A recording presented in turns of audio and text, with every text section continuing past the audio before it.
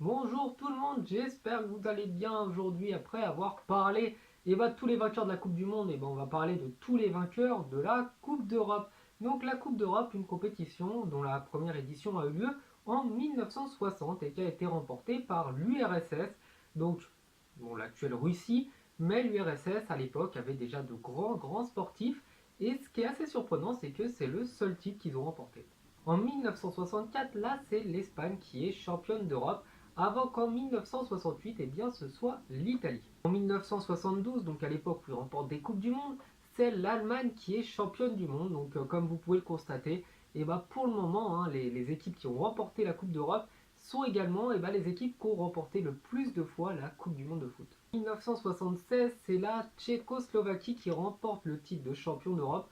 Donc là, je ne sais pas si c'est la République tchèque ou la Slovaquie qui prétend avoir le titre, mais toujours est-il que c'est ce pays-là, à l'époque, qui l'avait remporté. En 1980, 8 ans seulement après leur premier titre, l'Allemagne remporte une nouvelle fois la Coupe d'Europe de foot. En 1984, Cocorico, c'est les Bleus, c'est la France, qui remporte ce championnat d'Europe, donc avec une équipe extraordinaire menée, si je ne dis pas de bêtises, par un certain Platini.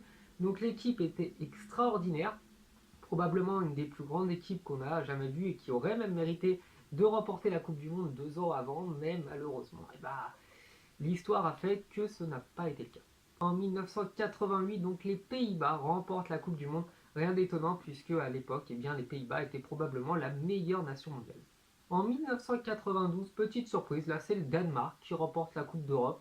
Donc je dois vous avouer que je n'étais pas au courant, je savais pas du tout que c'était eux qui l'avaient eu, mais le Danemark a quand même été une fois champion d'Europe. 1996, l'année de ma naissance, c'est l'Allemagne qui remporte cette Coupe d'Europe avant qu'en 2000, avec la génération qu'on connaît, les Bleus remportent pour la deuxième fois de leur histoire le championnat d'Europe, donc face à l'Italie. Je me rappelle pas trop de ça, mais je sais juste que Trezeguet a fait quelque chose de très sale à l'Italie et que les Italiens se sont quand même vachement bien vengés en 2006. 2004, à la surprise générale, c'est la Grèce qui remporte la Coupe du Monde face au Portugal, si je ne dis pas de bêtises.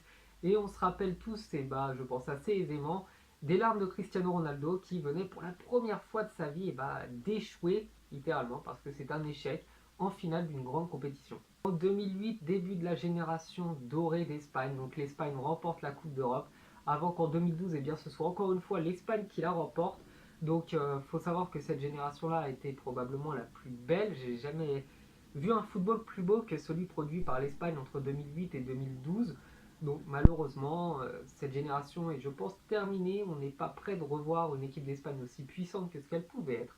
Et du coup, pour conclure cette vidéo, en 2016, c'est le Portugal qui remporte la Coupe d'Europe face à la France grâce à un but d'Eder qui a totalement disparu.